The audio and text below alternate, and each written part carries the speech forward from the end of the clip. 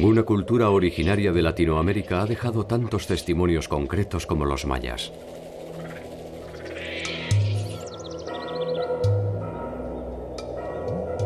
Ninguna ha ofrecido con tanto detalle su propia versión de la historia.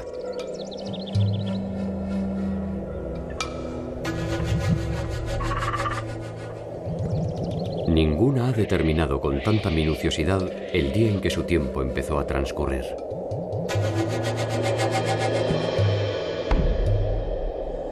Ninguna ofrece tantos misterios e incertidumbres.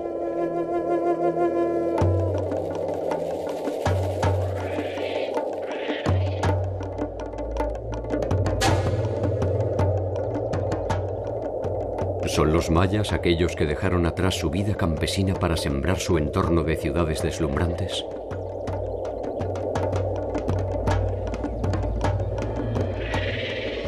¿Son los mismos que abandonaron esas ciudades? ¿Son los que se enfrentaron entre sí hasta acabar con sus breves predominios? ¿Son los que resistieron la dominación española? ¿Son los que se refugiaron en la selva para intentar una nueva versión del mundo cuando ya no había más mundo?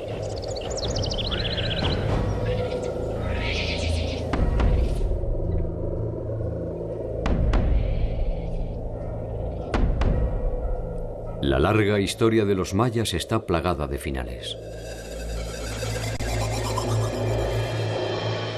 Su particular forma de ver el mundo también. Sin embargo, hasta el día de hoy, la cultura maya está tan viva y dinámica como en sus orígenes.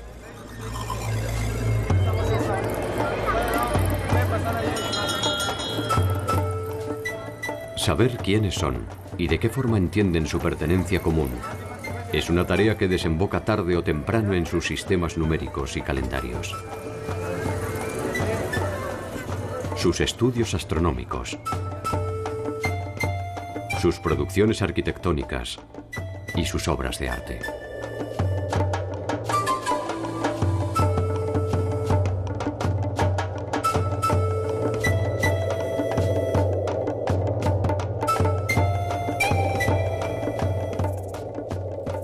¿Son los mayas la suma de todos estos pasados?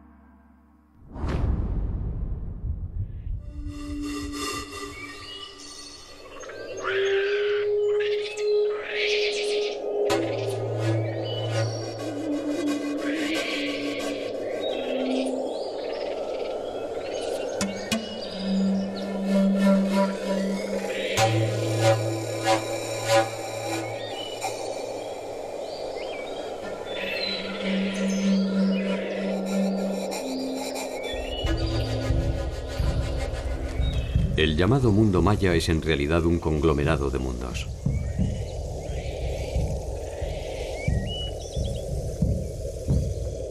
Constituyen en conjunto una unidad tan diversa que difícilmente se pueda estudiarlos sin descansar en sus diferencias.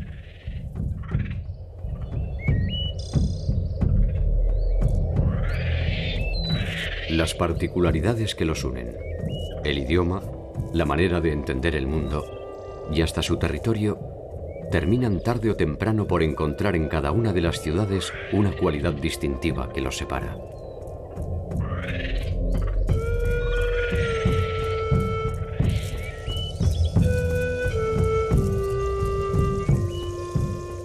Tal vez lo que los une no sea más que esa voluntad indeclinable de no ser siempre los mismos.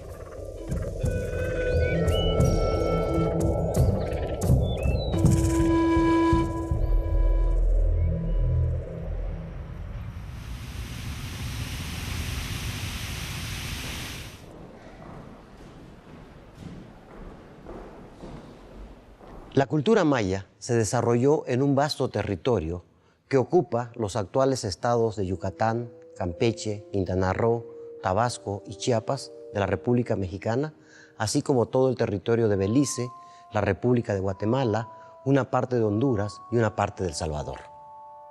Desde ahí, esta cultura irradió por este vasto territorio, dando desarrollos regionales, locales, que de alguna manera conforman este mosaico cultural del área maya.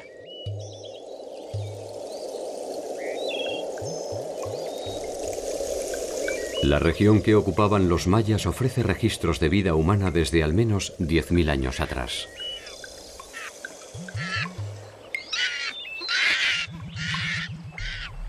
El Petén, Yucatán y el sur de Chiapas ofrecen evidencia de asentamientos humanos que ya cultivaban el maíz desde 5.000 a 6.000 años antes de Cristo.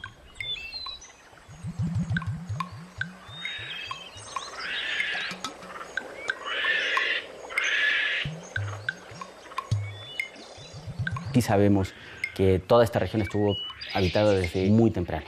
Lo que no sabemos es si estos grupos fueron de un origen maya o eran otros grupos que fueron desplazados por una posterior colonización del área por grupos ya hablantes de una lengua maya.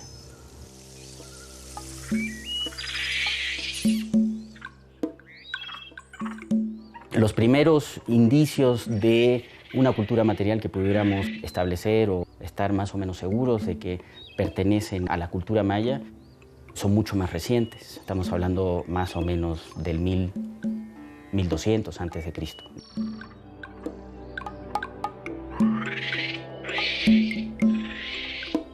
Estos primeros asentamientos permanentes corresponden a núcleos de pueblos agricultores con escasa población y un desarrollo arquitectónico limitado.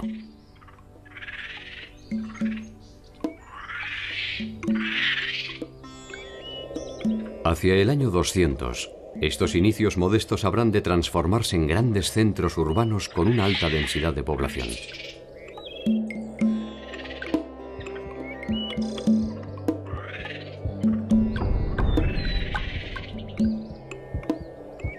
Los mayas nunca constituyeron una unidad política conjunta.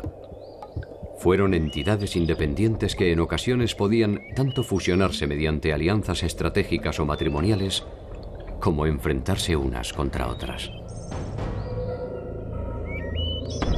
Todos son pueblos cuya base primordial de sustento es la base agrícola, la producción agrícola. Entonces, estos pueblos van a generar culturas con diferencias regionales, con preferencias por ciertos materiales, con inclinaciones en ciertos aspectos de la vida muy diferenciables, pero con una cultura común, que es la que conocemos como mesoamericana.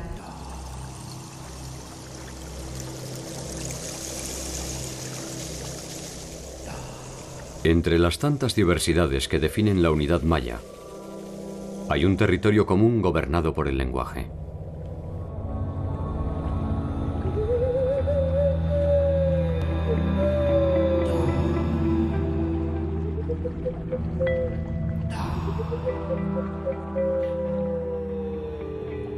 En la actualidad son 31 lenguas las que conforman la familia lingüística maya. De estas 31 lenguas, solamente 2 son lenguas muertas. Las otras 29 lenguas son lenguas vivas que se siguen utilizando como el principal medio de comunicación entre estos pueblos. Los mayas, sin duda, es el pueblo con mayor mensajes gráficos de toda Mesoamérica. No solo conforme con las imágenes, idearon todo un sistema de escritura donde nos quedan los datos de entronizaciones, guerras, alianzas matrimoniales, ritos, sacrificios que llevaban a cabo estas sociedades.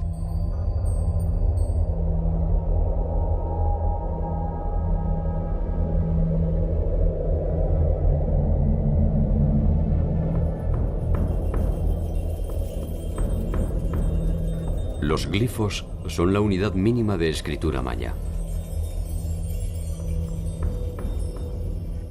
Pueden designar nombres, acciones, fechas, ciudades y relaciones de parentesco.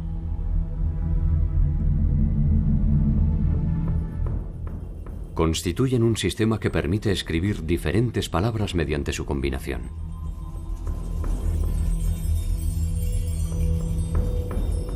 La unidad de escritura maya son una serie de signos que se les llaman glifos. Y se puede hablar de un glifo principal que está rodeado de afijos. Estos pueden ser prefijos, sufijos, superfijos o inclusive infijos dentro. Entonces todos estos signos que rodean como satélites al glifo principal funcionan igual que nuestras palabras.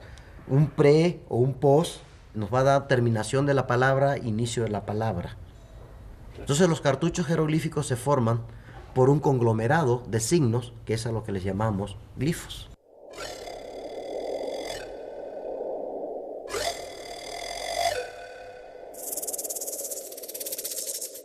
Con este sistema pudieron escribir todo lo que podían hablar, no tuvieron ninguna limitación de expresión. Hay un altísimo contenido histórico, o sea, de relato, aunque nada más habla de la vida o habla primordialmente de la vida de los grupos gobernantes.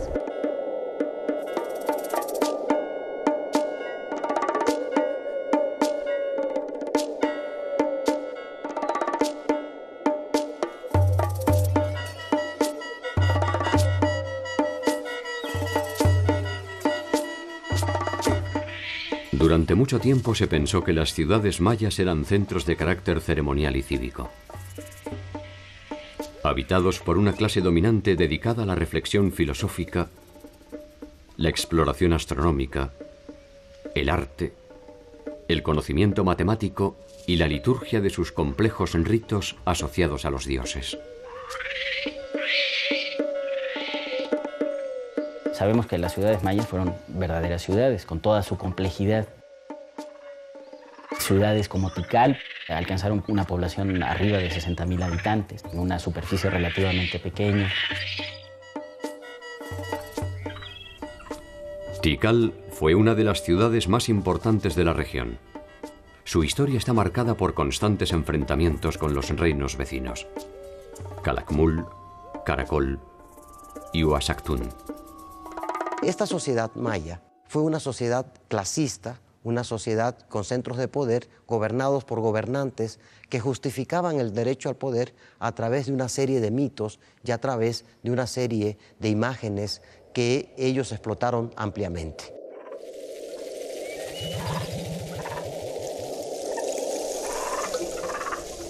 A medida que el poder de Tikal se expandía por la región, sus relaciones comerciales y políticas se extendieron y no tardaron en encontrarse con otro complejo centro de poder: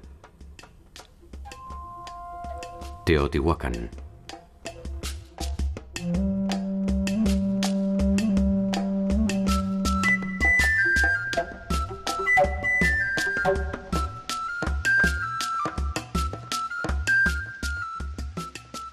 Teotihuacán fue un conglomerado cosmopolita que albergó a pueblos de casi todas las regiones del México antiguo.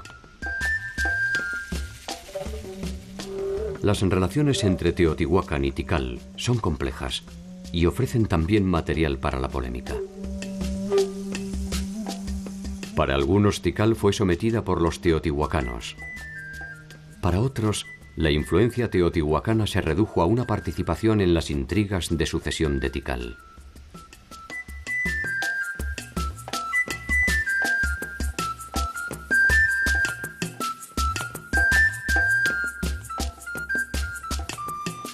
Fiel testimonio de la importancia que Teotihuacán tuvo en todo el ámbito mesoamericano es esta estela, la estela 31 de Tikal, Guatemala. La estela 31 nos permite reconstruir eventos trascendentes que intentan explicar estas relaciones. En el frente nos muestra el gobernante Siyaj Chancahuil. Este gobernante, al parecer, es hijo de padre teotihuacano. Vemos a este personaje ricamente ataviado con todos los elementos que caracterizan a un gobernante maya. Este monumento nos muestra las injerencias que Teotihuacán tuvo en los gobiernos del área maya. ya que el personaje del frente, totalmente maya, contrasta con los dos personajes localizados a ambos lados de la estela, con atavíos típicamente teotihuacanos. Uno se ve con un gran tocado de lo que es la serpiente de Quetzalcóatl. Lleva en la mano un lanzadardos y por la parte posterior un escudo, y el texto jeroglífico registra el nombre, Yash Nun Ain. Ahora sabemos que es el primer cocodrilo primordial. Este personaje teotihuacano es el padre de Siyaki Ancahuil, al que se conoce como Nariz Ganchuda. Esta dinastía gobernará hasta cerca del año 400, cuando llega al poder Siyak Chan.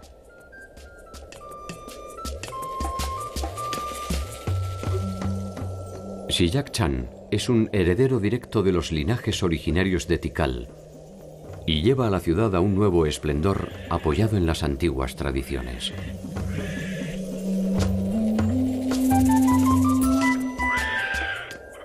La política, la religión e incluso la vestimenta de sus gobernantes vuelven a beber en las raíces mayas.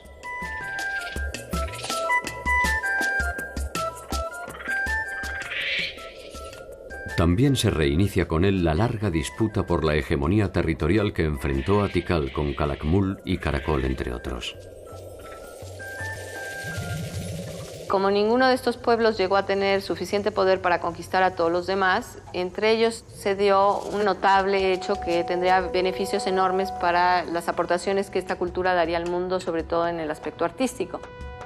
Es que cada uno de los señores que gobernaban a estos reinos trató de ostentar su poder a través de financiamiento de especialización artesanal en productos de lujo como podrían ser el jade, la concha, el hueso, productos de alfarería de una finura muy especial, a través de los cuales compitieron con sus rivales para demostrar quién había logrado alcanzar los más altos grados de complejidad frente a sus adversarios.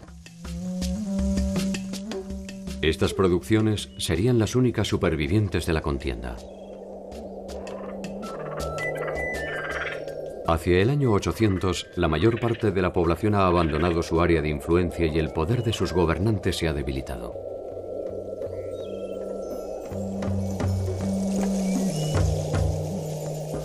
A principios del 900, la ciudad que conoció la suma de todos los saberes es definitivamente abandonada.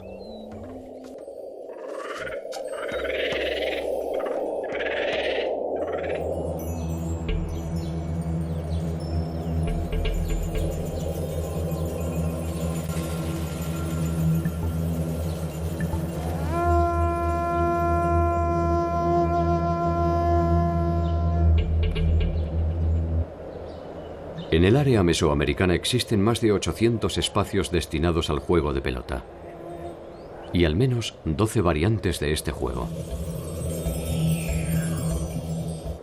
La más conocida en la actualidad es aquella en la que se presume que la pelota debía atravesar un aro de piedra. El juego de pelota en Mesoamérica está muy extendido, seguramente desde tiempos olmecas ya se jugaba. Tenemos pelotas de hule en contextos arqueológicos en la zona olmeca que pueden remontarse hasta 1000 antes de nuestra era. Las canchas de pelota están compuestas por dos edificios paralelos que delimitan un patio central, orientado generalmente de norte a sur, de manera tal que los equipos que se enfrentan lo hacen en dirección este-oeste. El sol salía en uno de sus extremos y se ponía en el contrario.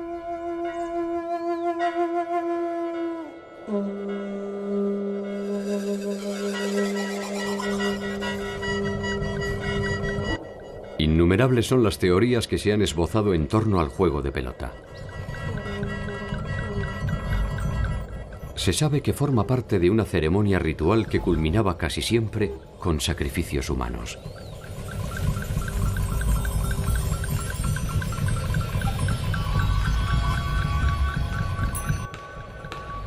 Una de las fuentes que nos permitió acceder al conocimiento de este juego se encuentra en uno de los libros emblemáticos de la cultura maya, el Popol Vuh.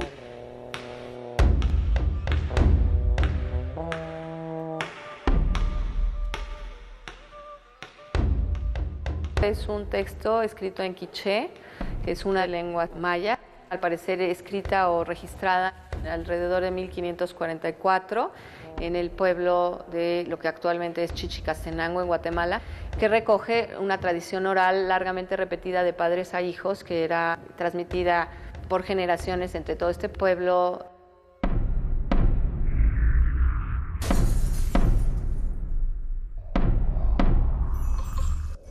El Popol Vuh está dividido en 3 partes. La primera de ellas es la que se refiere a la cosmogonía del mundo maya, fundamentalmente a la creación del mundo y las cosas sobre la tierra.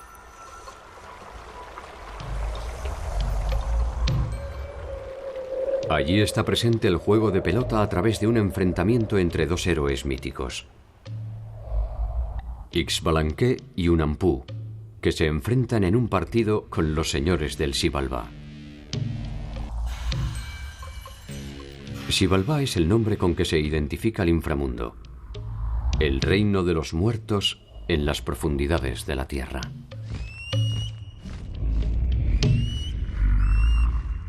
Esto va a ser muy interesante porque la mayoría de las canchas de juegos de pelota en Mesoamérica están abajo. Nunca van a encontrar una cancha de juego de pelota arriba, porque jugar a la pelota es como bajar al inframundo.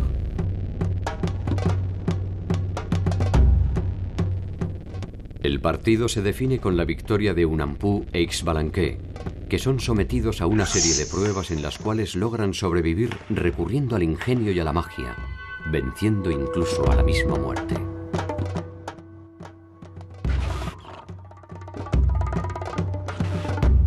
Después de varios días, Unampu e Ixbalanque aparecieron convertidos en peces y luego se transformaron en hombres pobres que hacían grandes prodigios. Se mataban uno al otro y se resucitaban. ¡Qué asombroso! Sacrifíquennos a nosotros también. Sacrifiquémoslos, pero no los resucitemos. Y así fueron vencidos para siempre los señores de Xibalbá.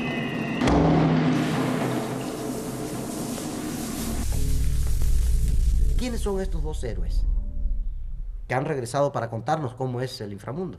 El sol y la luna. Todos los días bajan al inframundo, enfrentan una serie de pruebas y el día que pierdan las pruebas allá abajo, no habrá amaneceres solares ni amaneceres lunares.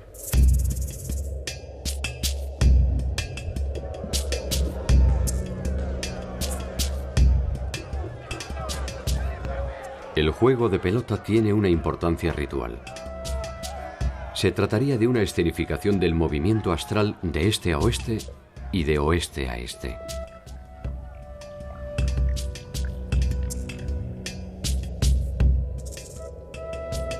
Numerosas imágenes lo asocian al rito de decapitación. Y la gesta de Ixbalanque y Unampu ha llevado a pensar que la victoria era coronada con la muerte.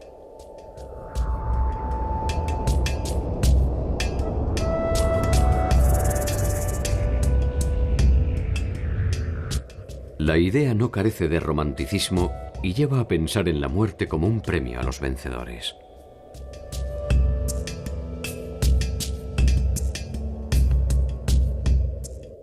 El dilema en torno a quiénes eran los sacrificados resulta trascendente porque compromete una visión a propósito de la delgada línea que separa la vida y la muerte en la concepción maya.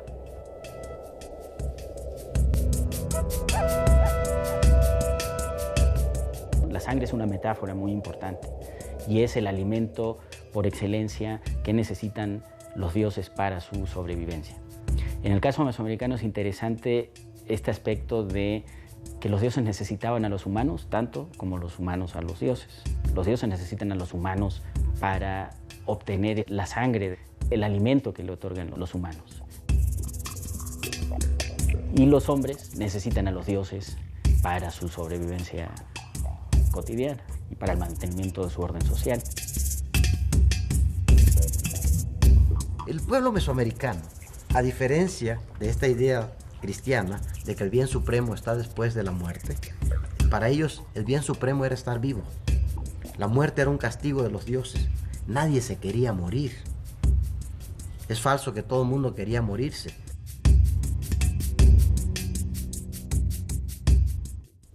La muerte pública es una manera de establecer jerarquías. El que mata y el que muere.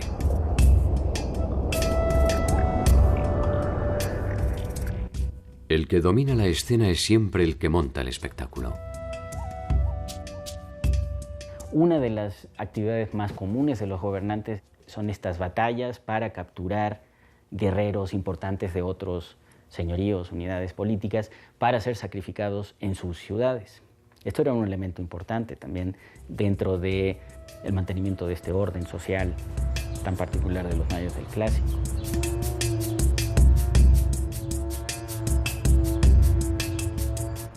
Muerte y espectáculo. Esta conjunción no ha perdido sus efectos. El circo romano, las ejecuciones públicas, las corridas de toros y el renovado ritual de la muerte impúdica al que nos convocan diariamente las pantallas de televisión. Eran espectáculos masivos donde se combinaban aspectos rituales, por ejemplo, ciertas épocas, ciertos momentos en el calendario ritual anual para celebrar eventos circunstanciales, una gran victoria, por ejemplo, sobre un enemigo determinado, y también servían para propiciar el beneplácito o el interés de los dioses protectores de esa comunidad.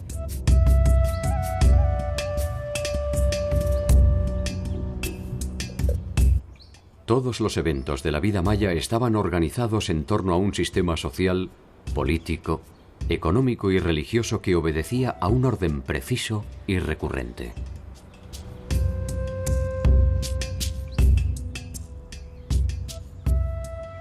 Un orden que podía ser registrado cronológicamente mediante un mecanismo tan sofisticado como imaginativo. Todos los pueblos mesoamericanos compartieron un mismo sistema de registro y ordenamiento del tiempo a través del manejo de dos calendarios, que toman nombres distintos de acuerdo a las culturas, pero que funcionan de igual manera.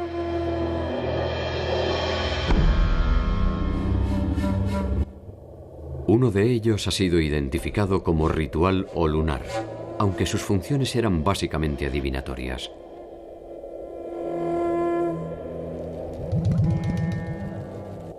Estaba compuesto por 260 días, divididos en 13 segmentos de 20 días.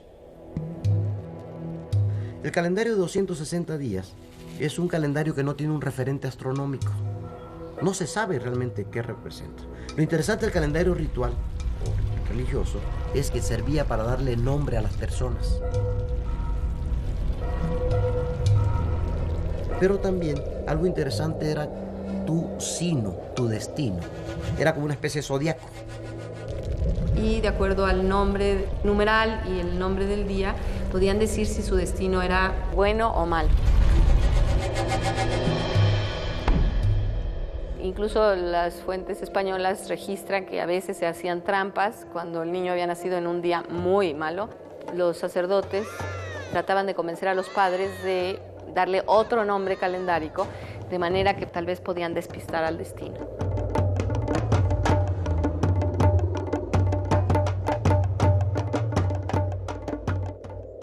De alguna manera, para la visión maya, el futuro es algo que ya ha sucedido, lo que permite la posibilidad de predecirlo.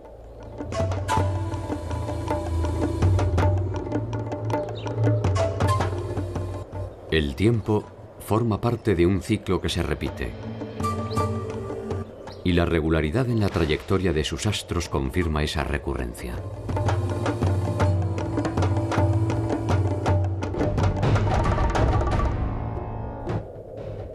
Mirar al cielo es una ciencia que permite ver el futuro y controlar su armonía.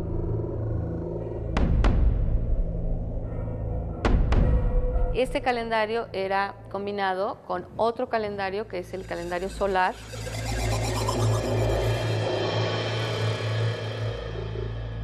es de 365 días y está integrado por 18 meses de 20 días cada uno, lo cual nos da un total de 360, y 5 días aciagos, o los 5 días en que no se sabe qué va a pasar. Nada más es para cumplir el ciclo solar y que el Sol vuelva a salir en la misma posición al inicio del siguiente ciclo.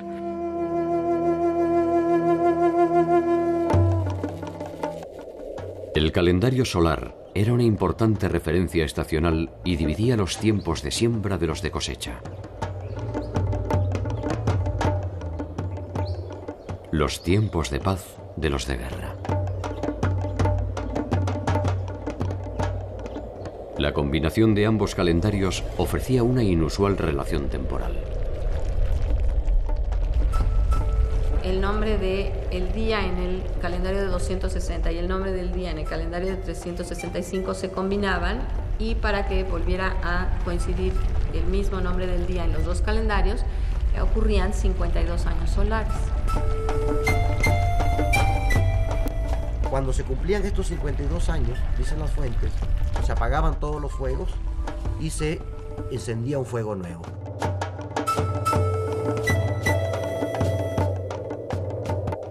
Este tiempo histórico se medía mediante el establecimiento de una fecha era: el inicio del tiempo maya.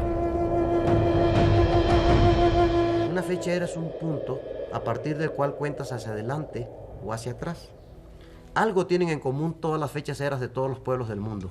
Todas son arbitrarias. Porque para nosotros contamos del nacimiento de Cristo para atrás y del nacimiento de Cristo para adelante. Con los mayas sabemos que tienen una fecha era que es 3114 antes de Cristo. Y a partir de ahí cuentan para adelante y cuentan para atrás. Pero cuentan días transcurridos, no cuentan años transcurridos.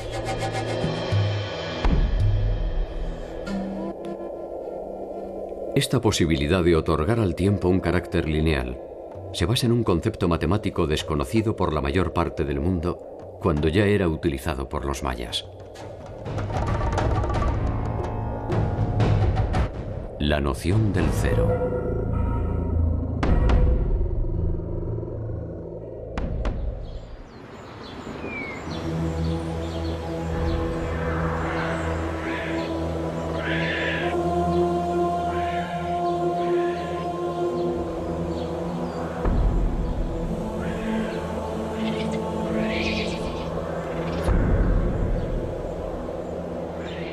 Si bien para la ciencia resulta siempre difuso establecer el origen de una cultura, para los mayas el pasado no es una simple leyenda que se remonta a tiempos inmemoriales.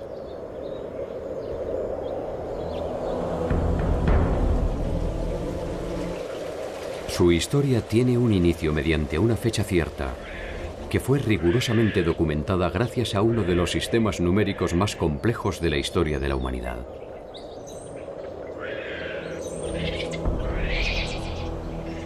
Todos los pueblos mesoamericanos desarrollaron formas de escribir números para contabilización, para registro, etc.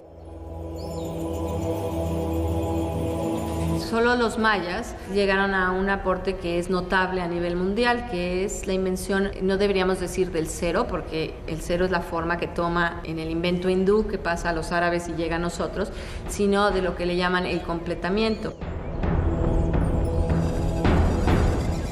Lo que es en esencia es darle valor posicional a los números. Estas son las variantes de cabeza de los números. En lugar de poner 8 con una barra y 3 puntos, pongo esta cabeza y es 8. ¿Cuál es la característica de este sistema? La simplicidad, lo sintético. 3 signos usan: puntos, barras y el cero. Y con esos 3 puntos, con esos 3 signos, puedo hacer los mismos números que hacemos nosotros con nuestro sistema, que usa 10 signos distintos. El número 0 se identificaba con el símbolo de un caracol. El punto identifica al número 1 y la barra al 5. La combinación de estas barras permite llegar hasta el número 19.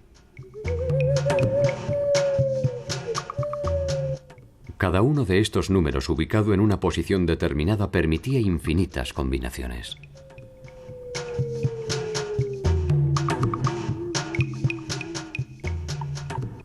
Estas construcciones científicas demuestran la sofisticación de la sociedad maya.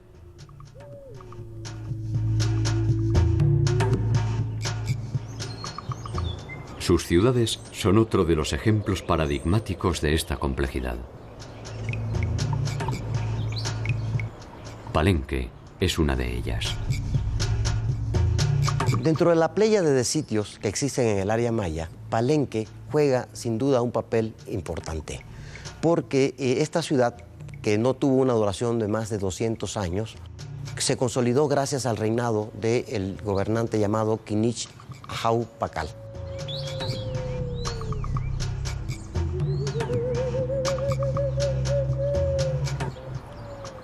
Para quien visite la ciudad en la actualidad, resulta difícil comprender que tanta belleza es producto de la impronta de un solo hombre. Kinich Ahau Pakal tomó el poder a los 12 años y creó una ciudad vasta en conocimientos, quizás de todas las ciudades del área maya. Los textos más largos, donde tenemos mayor literatura, es en Palenque.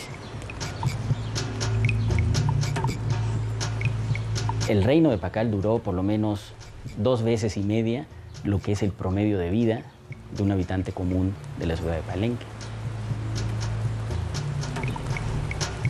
Toda su primera parte de su gobierno estuvo dedicado a la reconstrucción de su ciudad, a expandir el prestigio de su ciudad, a reconstruir las redes sociales destruidas por este momento delicado en su historia, y por lo tanto es un gran arquitecto, un gran innovador en el aspecto arquitectónico.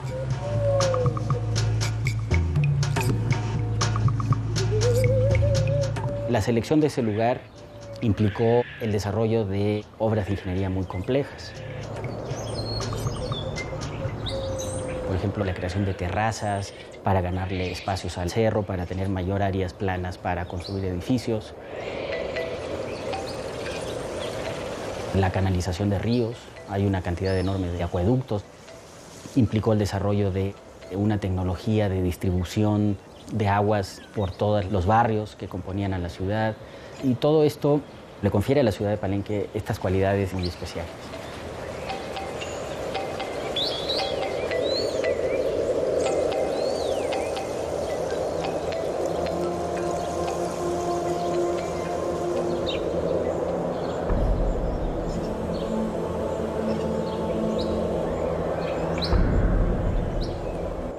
El templo de las inscripciones es la morada final de Pakal. Él mismo construyó ese templo para el tiempo posterior a su vida terrena.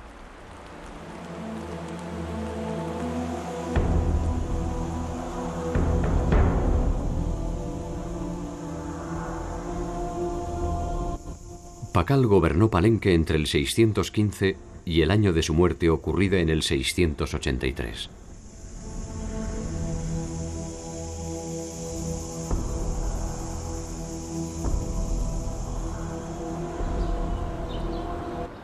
Aún después de su muerte, el templo siguió cumpliendo sus funciones y los gobernantes lo utilizaban para tomar contacto con el líder que recuperó el culto a los antepasados y profundizó la liturgia de los ritos funerarios.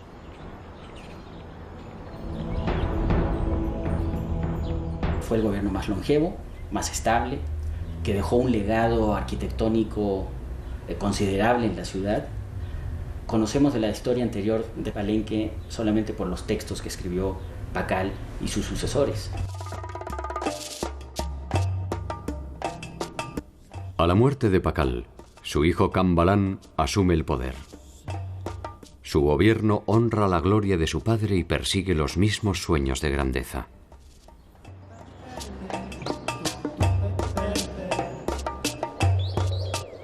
Intensifica las construcciones. Multiplica la escritura de textos históricos y míticos, consolida su hegemonía territorial y reafirma las bases dinásticas que regirán Palenque hasta más allá del 800, cuando la ciudad es abandonada. Entre el 850 y el 950 desaparecen los sitios más reconocidos del periodo clásico para las tierras bajas: Tikal, Yaxchilán, Palenque, Pomoná.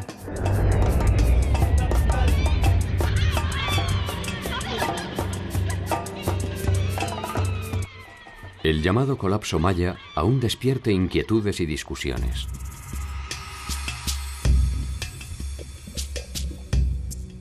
Razones ambientales, enfrentamientos, guerras intestinas, quiebras institucionales, crisis de legitimidad. Cualquiera de estas razones, o la suma de todas ellas, dieron por tierra con un complejo sistema que pareció perder la esencia de su funcionamiento.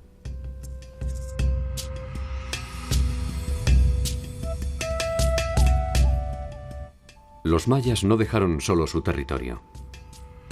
Abandonaron una concepción política y los gobernantes dinásticos prácticamente desaparecieron, dando lugar a jefes regionales sostenidos por las alianzas políticas o juegos de poder.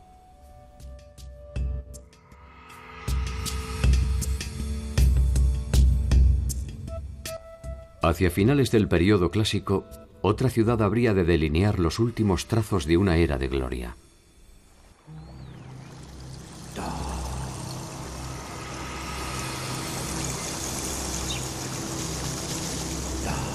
Chichén Itzá, la capital del norte de la península de Yucatán, ejerció un poder muy fuerte porque logró concentrar inclusive productos que venían desde Colombia, desde Costa Rica y desde Panamá.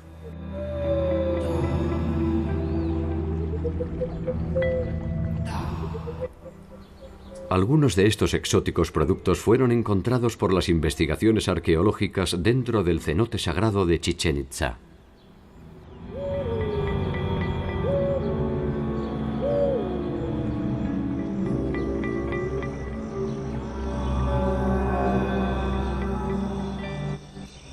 Como toda sociedad sustentada por la actividad agrícola, la importancia del agua resultó trascendental para los mayas.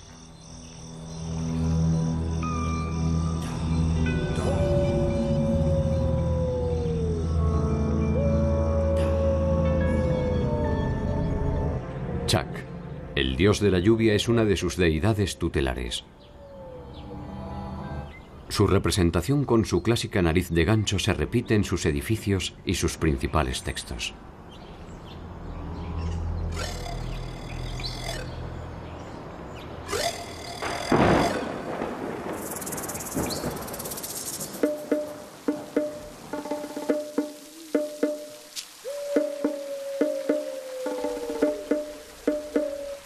Los llamados cenotes eran reservorios de agua de lluvia que se utilizaban con fines prácticos de subsistencia.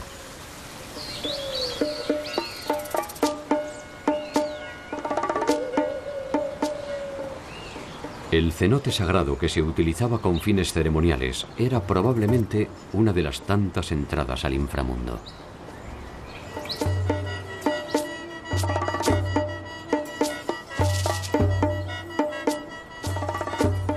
En su interior se han encontrado gran variedad de objetos y ofrendas, incluso restos humanos que permiten presumir que se utilizaban para realizar sacrificios, como lo refieren algunos cronistas de Indias.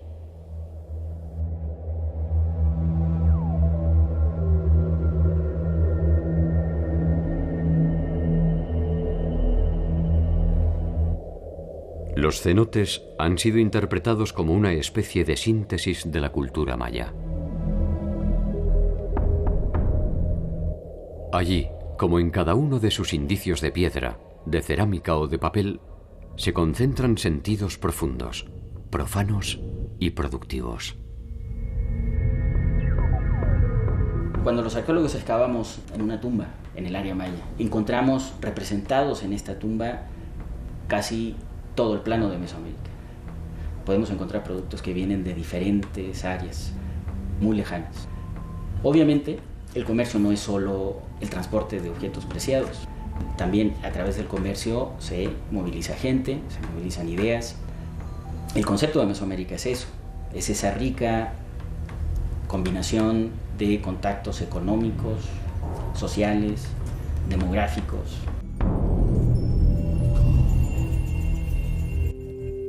Hacia finales del primer milenio, Chichén Itzá, la capital de los Itzáes, es la ciudad más importante del norte de Yucatán.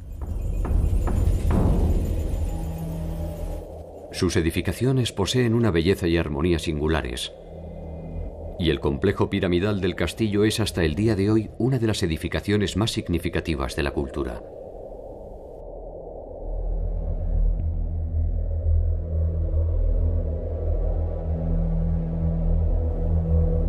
Allí, en todos los equinoccios de invierno y de verano, se dibuja la sombra de la serpiente emplumada sobre las escalinatas de la pirámide, hasta desembocar en la cabeza de Kukulcán.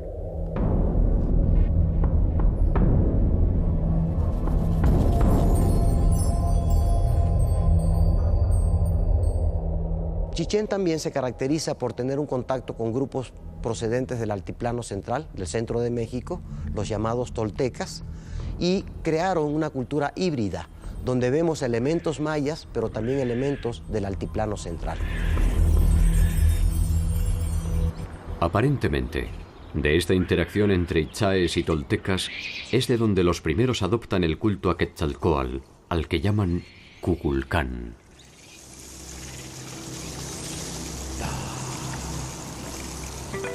Chichén llega a su fin también hacia 1250 y la hegemonía continúa con Mayapán.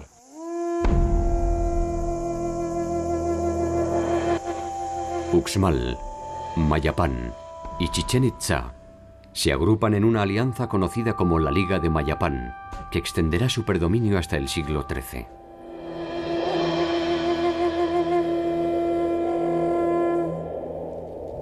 A la llegada de los españoles, el mundo maya se encuentra dividido en pequeños reinos.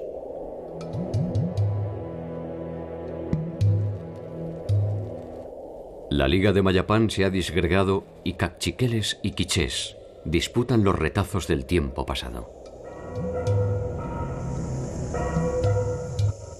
Pese a la férrea resistencia, los quichés son derrotados, y más tarde corren la misma suerte los caciqueles.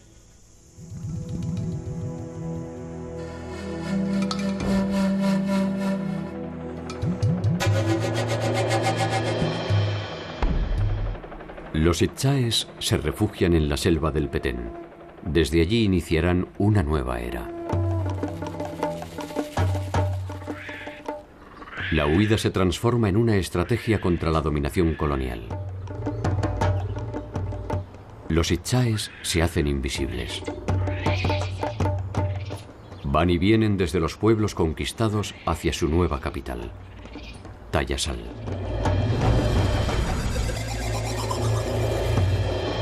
La noticia de este reducto se transforma en una esperanza para el resto de los mayas que escapan hacia la ciudad en busca de refugio.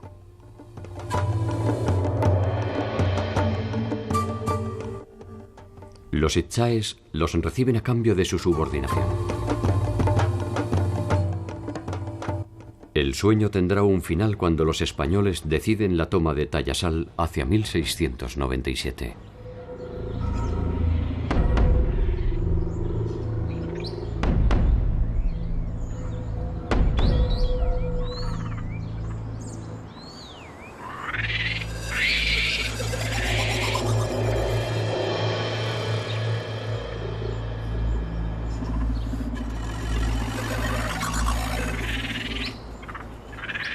Los indicios de los mayas suelen buscarse en los rastros etéreos que ofrecen sus ciudades perdidas, en sus ricas inscripciones, en sus templos monumentales y en sus misteriosas tumbas.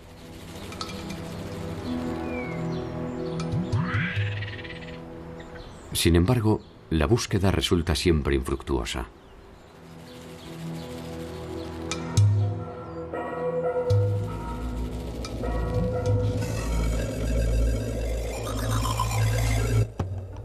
Cada descubrimiento abre un nuevo umbral de conocimiento. Y el legado maya vuelve a replantearse.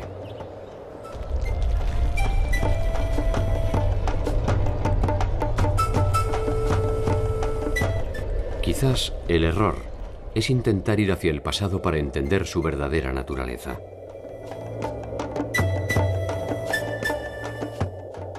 Quizás solo sea necesario esperar que la rueda de su tiempo vuelva a pasar frente a nosotros y nos permita entender que resulta inútil ir en busca de aquello que jamás estuvo perdido.